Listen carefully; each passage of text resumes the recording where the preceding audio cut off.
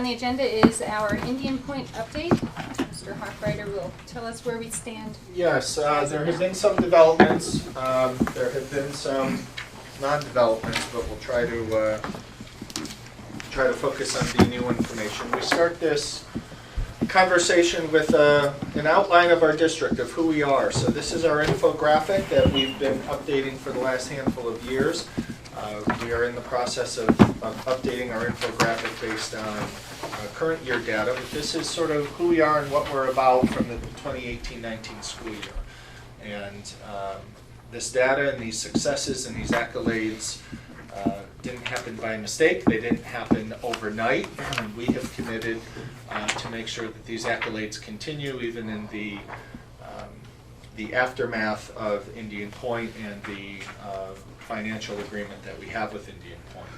Just to remind everyone, this graphic we came up with back in January 2017, shortly after Indian Point announced their closure. And the purpose of this was to engage the community, engage elected officials, to let them know what the financial impact's going to be. And if you can suspend your position on nuclear power, whether you support it, don't support it, whether you believe the plant to be safe or unsafe, we're here to talk about the financial agreement that we have with Indian Point, and it's a pilot, payment in lieu of taxes. Many, many moons ago, many decades ago, the school district and the related municipalities agreed to enter into a pilot rather than have the property be on the tax rolls. And the reason is it gave everyone stability. When you have a pilot, you basically negotiate what the revenue coming into the district or the town or village, the municipality is going to be, so you can make long-term plans. Otherwise, if this property or any other property were on the tax rolls, there are many issues that could cause that to fluctuate. And when you have a property that's valued or accounts for 30% of our overall revenue, this district wanted to have some assurances for 5, 10, 15, and even 20 years of what those revenues would be so we can make long-term decisions. What we know is, just based on what we were projected to receive from the pilot and what we will receive, is a $60.5 million reduction. Later in November, Enrique and I will come back and update this in terms of other revenue sources that will eat at that $60.5 million. Includes the power plant cessation fund, includes increased state aid, includes unanticipated revenue that came in the tax in the form of an increased sales tax dividend to the school district. So we have made some very, very big dents into the $60.5 million, but it would be inappropriate to think that we are going to account for all $60.5 million. We're going to advocate for all of it, but some of that burden, by design or by politics, are going to fall on all of the taxpayers. Our goal is to make sure that it's not more than what we can advocate for. So, how have we responded? We have, as I mentioned, the power plant cessation fund. We have some business development in our school district. Last November, we had the business development person from the town of Cortland come and share what the town is considering in terms of future business development, because if we can turn untaxed property into taxed property, that reduces the burden on the rest of the community. And there are some plans in the works, and perhaps I'll invite the town of Cortland back to give us a one-year update.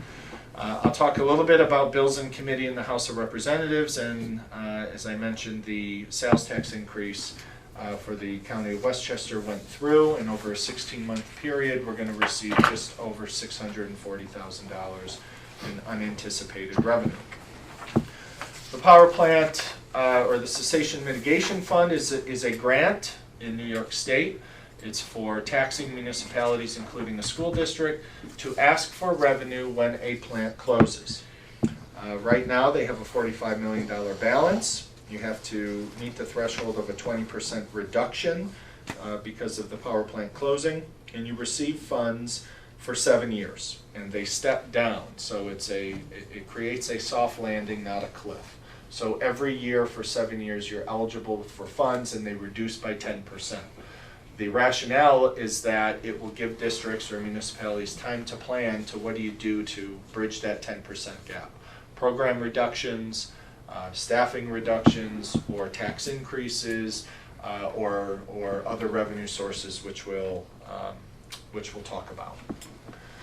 So it's an annual appropriation. It's subject to final budget approval. So each year, the legislature and the governor have the opportunity to add money to the fund.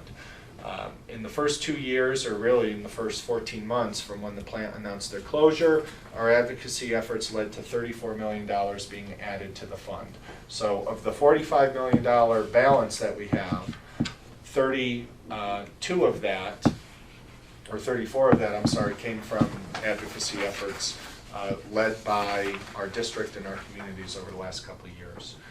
It's a competitive application, but assistance is provided by New York State. It's basically a given. We just have some paperwork we have to fill out, and we'll begin going through that process in November.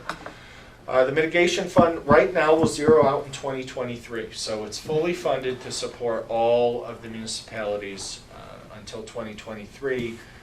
So more money needs to be added to it, and there is a funding mechanism that's being discussed in Albany right now. It's basically a tax that power plant companies will pay into this fund. So if I'm Con Edison, based on how much power that I push out, I'm going to pay a percentage of that into the power plant cessation fund.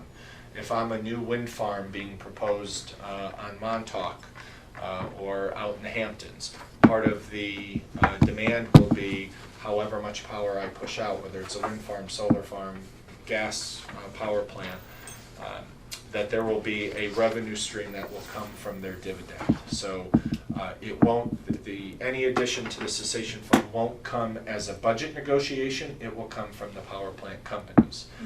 And that's a shift in strategy. I think it's a good one, because what we don't want to do is we don't want to have a debate every year about adding $10 million to the power plant cessation fund, or $10 million to fund schools or police officers, or you name it. So that's that funding mechanism is being debated right now. Business development, I was right. It was late November of 2018.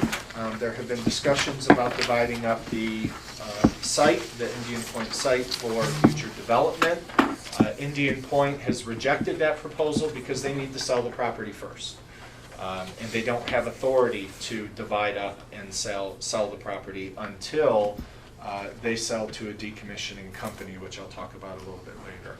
There's been discussion of some riverfront development, some restaurants, some boutique shops, trying to create, if you've ever been to Cold Spring, trying to create that type of environment to the extent that the available property will allow, but trying to make that a destination not just for our local community, but a destination for folks who come up on the weekends from the city. Significant development opportunity at the train station and other parcels within Cortland, but outside of our district. So that certainly would help reduce the tax burden that we pay in terms of town of Cortland taxes, because if there's business development in the town of Cortland, that will reduce our share of paying the Cortland town tax. There have been discussions of ice skating rinks and shopping centers and all sorts of things. So even if there's development within the town that's not in our district, we still would benefit from that. In Congress, Congressman Nita Lowey back in 2018 recommended a number of policy proposals that went to the Energy Committee and died, but they are going to be re-upped in this current legislative season, and she's committed to reintroducing those and pressing for those, because it now is public knowledge that Nita Lowey is not going to seek another term in Congress. And in conversations, regular conversations I've had with her chief of staff and her local liaison, that these always have been priorities, but perhaps a little more of a focus now for the Congresswoman as she's sailing into retirement. So the policies include removing nuclear waste from our communities act. This is basically getting rid of the spent nuclear fuel. If the power plant is too close to New York City to operate, then the spent nuclear fuel should also be too close to New York City to sit in a cement block, is basically the theory behind that. So that policy proposal would task the federal government with removing the spent fuel, and if the spent fuel gets off the property, the easier or quicker it would be to redevelop that property because you no longer have nuclear waste on site. The Safe and Secure Decommissioning Act. Again, this is a fancy word for providing an interim storage facility. And I'll talk a little bit about Holtec, who is slated to decommission the plant. But the quicker the fuel gets off of the site, the quicker that property has the potential to be redeveloped. A typical lifespan of a nuclear power plant that is decommissioned, it takes 60 years from the day you start decommissioning, which is basically taking the facility apart piece by piece. 60 years between when you start taking it apart and when science tells you that there should be no more trace of radioactivity on the property.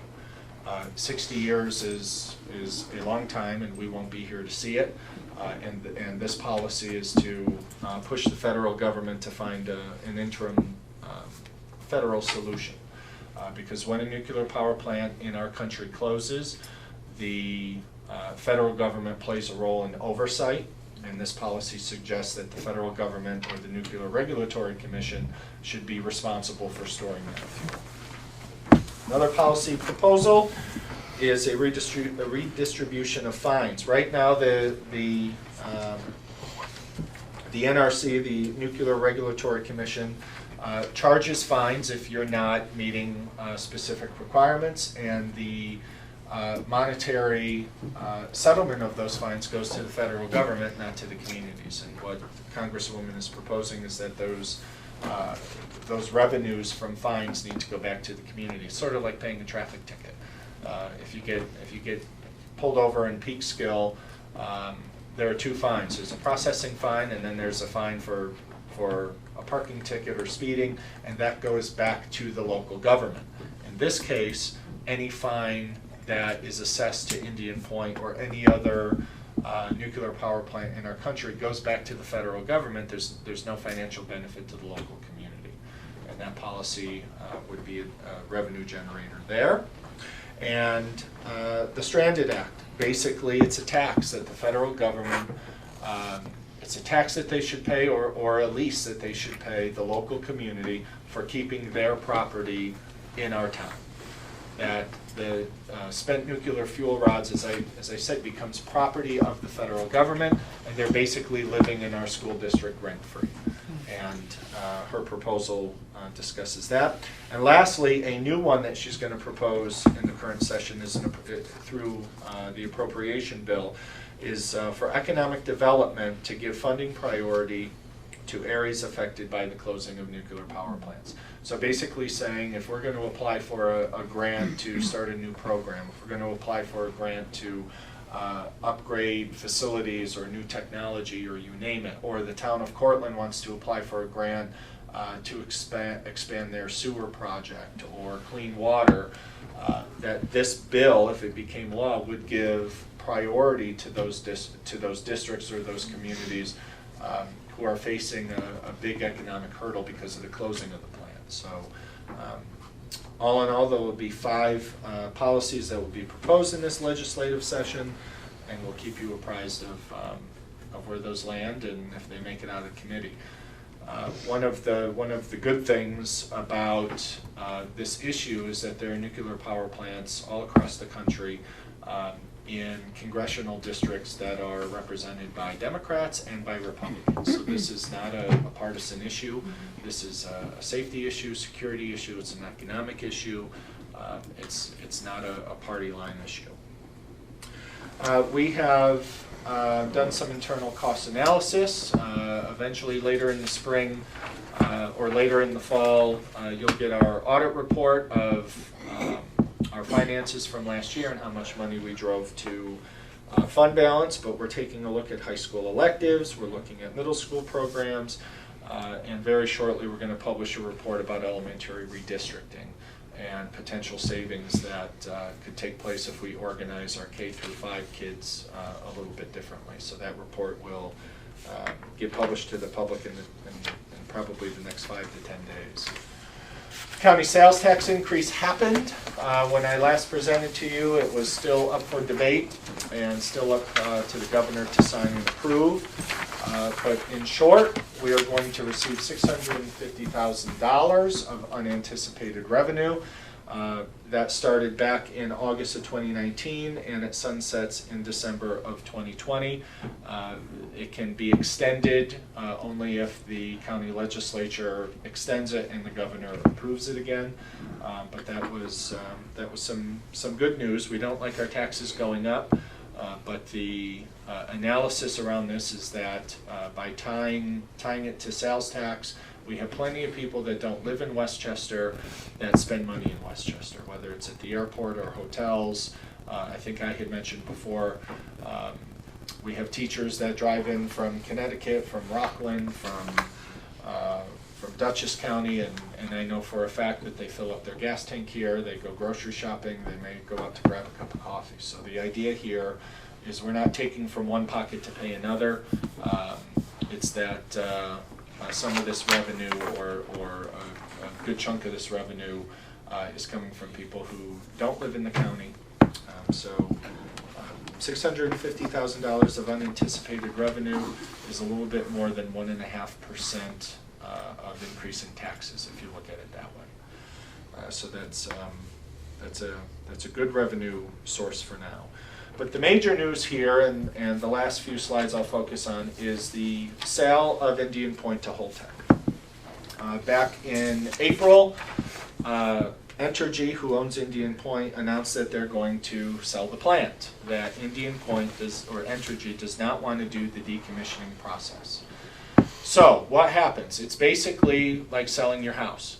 All of the liabilities of your house go to the new owner. So the pilot agreement, the licenses, the spent fuel, all of those things get moved. Just like if you sold your house and you've got a hole in your fence, whoever's buying your house, they are accepting the liability of the hole in the fence unless you negotiate to fix your hole. So think of it like a real estate transaction. They assume all responsibility. We don't reset the clock. We don't start over. The pilot agreement we have is in full force. The sale cannot happen, unfortunately, until the plant completely closes. And that will happen Q2 of 2021. So that's basically May 1st-ish of 2021. And when they stop making energy, they will complete the transaction. The sale is subject to the NRC. We've talked a lot about the NRC, but the NRC needs to approve the sale, and there's no reason why they wouldn't. A couple reports need to take place to or be submitted to the Department of Environmental Conservation, which is a New York State agency. And again, the sale can't happen until they stop making power, which is the end of April of 2021, and that all of these other conditions are met. All right, so there's a whole lot of oversight and a whole lot of bureaucracy that needs to take place, and that's a good thing in this case because it's making sure that all the I's are dotted and T's are crossed for a very safe transfer of ownership. So a little bit about Holtec. We've had the opportunity to meet with them a number of times. They presented at various task force meetings. Holtec is basically a nuclear power supplying company. They provide a lot of equipment and supplies not only to Indian Point but many of the other nuclear power plants across the country. In fact, at Indian Point, there are 47 Holtec systems, so they have a regular presence, whether they're installing new equipment or doing maintenance. Let's see. Holtec is the largest exporter of capital equipment, so they also have a presence overseas. 51 international power plants rely on Holtec, so they are basically the major player in nuclear power worldwide. 67 plants domestically and 51 in other countries. So they will be tasked with decommissioning. And decommissioning is basically the very thorough taking apart of the plant, of the entire plant, especially the plant that has touched the nuclear fuel rods. So the domes, the cooling pools, and of course the casks. So once Holtec takes over, they have to prepare a report, a decommissioning report to the feds. The feds will hopefully bless that, and then the process can begin. The quicker that those plans are made, the quicker that those plans are processed and approved, the quicker the decommissioning can take place. And again, it's in our interest for that process to take place as quickly as possible and as safely as possible. There are a lot of concerns in the community and the region around what Holtec's approach will be, who will be the eyes and ears on the site to make sure that it's done well, it's done in a regulated fashion, but most importantly, it's done safely. That would be the responsibility of the federal government. Just like today, the federal government has employees that report to work at Indian Point. They are basically the auditors and the monitors of that power plant's function, and they'll continue to have a presence through the decommissioning timeline. Holtec has made some agreements that they want to maintain the workforce. They're going to try to retrain as many current employees as possible, yet Indian Point has also promised full-time jobs for Indian Point employees in other locations throughout the country. They're going to honor all of their collective bargaining agreements, so there are around anywhere between 1,000 and 1,200 full-time employees at Indian Point, and those that will remain, they won't have to renegotiate their union contracts or their individual contracts, so Holtec is trying to keep as many people on board as possible for a smooth transition. Most importantly for us, they're going to honor the existing pilot agreement that's currently in place. They've had a number of meetings with us, as well as our counterparts in the town and village, to talk about reuse. So last year, the town commissioned a study to say, could we divide up this 240 acres for development while decommissioning takes place?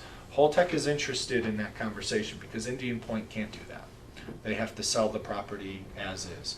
So Holtec is interested in dusting off that study and trying to articulate what their footprint will be for decommissioning. Just like you saw dumpsters and bulldozers and backhoes take over our field last June when we started that construction project, it will feel the same when they get the green light to start decommissioning at Indian Point. So the question is, what sort of footprint and what sort of access does the decommissioning process need so Holtec could possibly entertain dividing off part of that 240-acre campus for potential redevelopment, which would create taxable revenue, which certainly would help all of us. So the fact that they're interested in that conversation is really important because there's a lot of potential. There's a lot of potential there, and if we can replace tax revenues sooner than later, that certainly helps our